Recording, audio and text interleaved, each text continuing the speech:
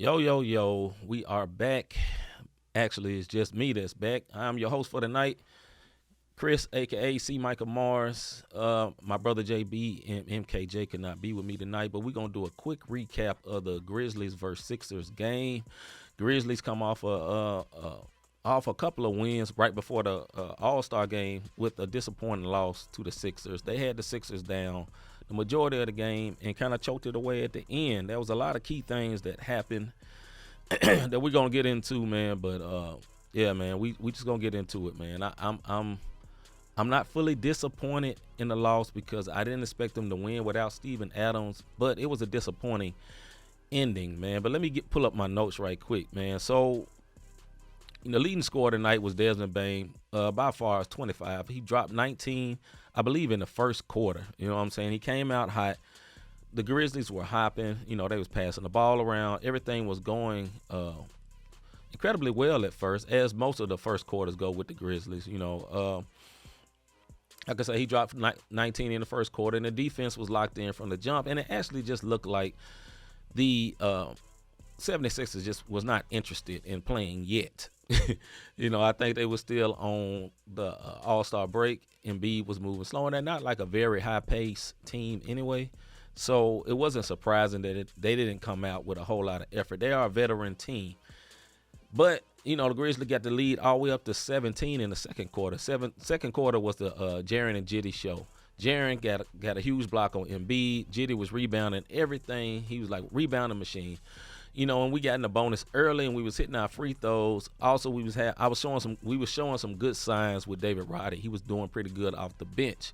One person who was missing from the first quarter, not literally missing, but scoring wise, he was missing was John Morant. Man, like, bro, this was not his night. And even in the first half, I think he ended the first half with only 5 points.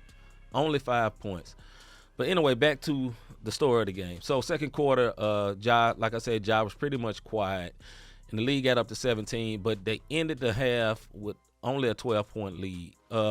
Sixers kind of found their mojo at the end of the first half. And also the Grizz got sloppy. At the end of every quarter, it seemed like the Grizzlies could not finish well. It's weird, man, because, you know, our first few years with Ja, we seemed like a young veteran team. Like, we was very good at closing. Ja's first year, he was like the number one fourth quarter scorer in the league, and he was able to secure the wins in the game like that, right? But this season, it has not been that much. Now, at the beginning of the year was Bane. Bane was doing all the closing. He was doing a great job of closing, you know what I mean? But then he got hurt, and Bane has not been the same since. He's very good, dropped 25 tonight, but all his scoring tapered off in the second quarter. He hit 4 threes in the first quarter, did not hit any threes in the second half. 0. Negative. And it did not help us, man. Did not help us at all. So anyway, after halftime, third quarter starts. Ja is still off, and Philly gets the lead down to 8 very quick. Then Coach wins a good challenge. There was a challenge where Roddy got in front of, I believe it was I can't remember my old boy name, light-skinned dude, but let me look it up. I got my computer up right here for the Sixers. Tobias Harris was running down, and Roddy got in front, and they called a block on Roddy, but they end up, coach put the challenge in, and it's overturned to a charging call, which is a good thing, you know what I'm saying? And I was glad coach did it, but eventually, you know, they kept going. Ja kind of got going a little bit. I believe he scored 10 in the third quarter, and it seemed like he kind of was getting his mojo together. But at the end of it, Philly closes the third quarter down 6 and wins the quarter 28-22. 28-22. Once again, the Grizzlies could not close the quarter well. They did not close the quarter well in the second quarter and the third quarter. And as we go into the fourth quarter, you know, same thing happened again, unfortunately. Grizzlies start well, and Tripp gets a bit block on Maxey. Good minutes off the bench for David Roddy. David Roddy had one of the games of his career. He only had 9 points, but he was very aggressive. He played good. He hit corner threes, played good defense, and he played a very good game.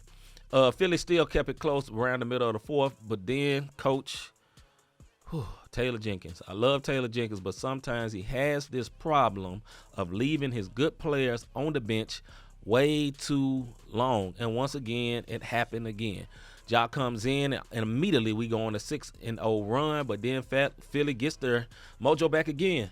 And now they're down 1 after a big run with 3:38 left in the game. And we go into the Ja get a bucket offense. That is not great offense. We did about 3 trips down, and Ja did not get a bucket. Give it to Bane. Bane scores a layup, I believe, going in on Embiid. Then Bane hit a little jumper. Kind of diversify the offense. It seemed like we was going to hang on and win. It gets down to 1 minute. I believe we're up 4. And everything falls apart at that point. We're up 4. And then they go down. Somebody loses their man on defense, and my man Tobias Harris gets open, and when he gets open, he nails the 3. Now they down 1. Then they go back down. Ja tries to go in and get it. He misses a layup right at the rim, like he just was trash most of the game. I think he will admit it himself. And you see the video, I ain't hating on you, brother, but you was trash today. Unfortunately, I believe if Ja had his normal game, he averages 27. He had a normal game, we would win this game probably by 10, but he did not. So I can't make no excuses. Philly held on, and they won the game. They ended up winning by 5. And they won it by getting hot at the right time, which was the absolute last minute, the literal last minute of the game. They get hot, and we lose, and it's bad. We had the ball with 20 seconds left, down 3. Coach runs a good play. Bane gets wide open. Not wide open, but a very, very open. Misses the 3. Gets the rebound, messed around, gets back to the 3, misses it again. Jaren gets the rebound, tries to hit a falling away, out of bounds, sliding 3, and he misses it, unfortunately. And we mess around and lose. Very hard-fought game. I'm not overly discouraged by this game, but I don't like the way it ended. Like I said, we're not closing games the right way. And honestly, not having Ja be Ja lost us this game. It's not all on Ja, but Jaren showed up. He did not foul out. Y'all already know every time Jaren is on national TV, he fouls out over and over and over and over again. He played a very good game. He looked like the defensive player of the year, but I cannot take nothing from Embiid. Embiid had 5 blocks, I believe. Let me check the stats for real. Joel Embiid. How many blocks he had? Let me see here. 6 blocks, not 5, 6 blocks. You know what I'm saying? And he turned up the D in the second half compared to Jaren Jackson, who had 4 blocks. Now, Jaren Jackson played very good. He had a very good, clean game. He wasn't the reason for losing, but look at these plus minuses for our team. Dylan Brooks, -13 plus minus. Jaren Jackson Jr., -9 plus minus. Brandon Clark, -3. Desmond Bane, a 0 plus minus. He's the only one that's basically almost positive in the starting lineup. I'm speaking of John Morant, -6. Xavier Tillman, -4. -4 plus minus. And basically what plus minus is how good you are on the court in comparison to the guy that you're defending, and how much you contribute to winning. Basically what it come down to. And John Morant didn't contribute to winning very well tonight. He just didn't have it, man. He was off. Maybe he was still at in his mind in Salt Lake City or something, man. But he didn't have it, and it was a bad look. Now, who else was very, very good for us off the bench was John Conchar. Now, he only he scored 9 points, but he was very, very, very aggressive, getting very big rebounds, hustling all over the place. He was a +3. Santi Aldama was very good too. What they call him? Big Spain. That's what we gonna call him. Slim Spain. There we go. Slim Spain was very good, man. He was +6 as well on for a plus minus. So he did very good. And David Roddy was even. But our starting 5, we didn't have it, man. We didn't have it. I think there is some things that we can do as a team to correct some of this. One of these things is in the coaching details. I don't think Taylor Jenkins coached a bad game today. But what I will say is this leaving your superstars on the bench too long is biting us in the butt over and over and over and over and over again. I'm just saying. He ain't lying. Over and over again, he keeps doing it. And that's hurting us. I understand the Grizzlies have this mantra and to always keep these players fresh and always keep us not so much tired, and they ramp up the minutes towards the end of the season. Man, look, this is go time. You know what I'm saying? Your best players got to play. Understand Ja was out of rhythm, but he still needed to play. Tyus Jones is a small guard. He's very good, but he had an okay game. Leaving your best players on the bench is not smart. We was down 3 and Jaren's on the bench. Why? Why? Now, I'm not blaming this all on coach though. I'm not blaming it all on coach. One of the reasons we lost this also is that we always forget as Grizzlies fans that this team is young. And that's exactly what happened. Our youth lost us this game because we did not close out when it was closing time. We lost to a veteran-laden team. The Philadelphia 76ers did not look good for 80% of that game. 80% of that game. And I remember back when we had the team with Zebo and Marc Gasol and all of them, and we used to do that, what we call play with our food, right? And we wouldn't give no effort to the last few minutes and mess around and win, because that's what veteran teams do. And we look like a young team playing a veteran team. Did we have the talent to win that game? Absolutely. Should we have won that game?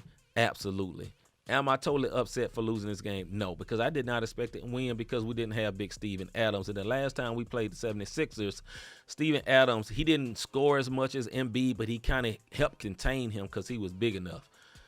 The fact that we didn't have Jaren foul out, Embiid went off. He had hold on, let me pull up his stats again. How many he scored? Let's see. Embiid had, as I look this up, Embiid, 27 points. How many rebounds? 19 rebounds. 27, 19, 6 blocks. You know what I'm saying? I think he showed out. He did a lot of it in the fourth quarter. We lost the game, man.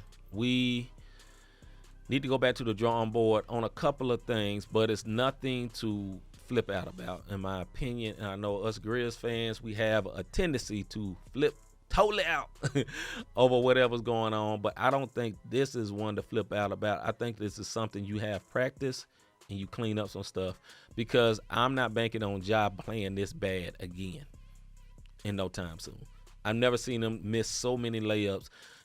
Everybody knows in NBA he loves to go left, and he missed like a million left-hand layups over and over and over and over again. I do not expect that to happen anymore. So I think I'm disappointed that they lost the game, but I'm not discouraged because they played hard, they played well, and it was miscues and mismanagement of the game at the end that lost it, not bad play. It was bad play of Ja Morant, but it wasn't bad play of everybody else. Everybody else, all your role players played very, very good. You represented well on national TV except for getting the W. That was the problem. Got to get the W. And one last thing before I get up out of here, man. Do we have to, national media, could you stop saying we fine in the West? Look, we ain't been fine in the West for a long time in the sense of what he's saying, but Ja is a man that believes in himself, and he's never going to say we not fine in the West, and we don't have to keep continuously over and over and over drilling it like, this team is just trash. We're not trash. We're not trash, but we've been on a little rough streak, and we're missing one of our starting 5 players, which is Steven Adams. Should Steven Adams be so important to us? No, but he is, because we can't shoot that well. He gets all the rebounds. So we're missing one of our key pieces. Hopefully he come back soon. But y'all know, as Grizzlies fans, they're going to keep him out longer than they need to keep him out because we just scary like that. And we don't let people play themselves back. They got to come back 150%.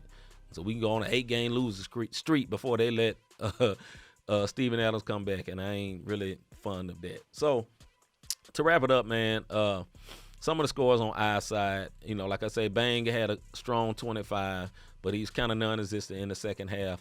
Clark he didn't give us much, man. Jaren Jackson had a very good game, man. 18, 9 rebounds, 4 blocks. Very good game, man. Very balanced game. I think he stepped up in the moment, man. And Dillon Brooks played good, man. He wasn't a bad player as normal. He didn't score a whole lot of points, and we don't really need him to score a whole lot of points. He did pretty decent defense on James Harden. Look, James Harden is a superstar. Even though he's a little bit older than what he used to be, he still dropped 31. But that was all in the second half around the fourth quarter. But James Harden did get his buckets, and they won, man. So with that being said, man, we're going to do more of these in the time to come, more of these game wrap-ups. We'll probably be back again Saturday night afterwards. And, man, we appreciate everyone that have stayed with us after our long, super long hiatus, man. It was not intentional, but things happen, life happens. But hey, we're gonna be back. Probably I'll have the rest of the guys with me. If not, it'll be just me, man. But hey, until next time, man, I'm C. Micah, man. This is the Grizz Culture Podcast, and we'll be back soon. See y'all later. We out.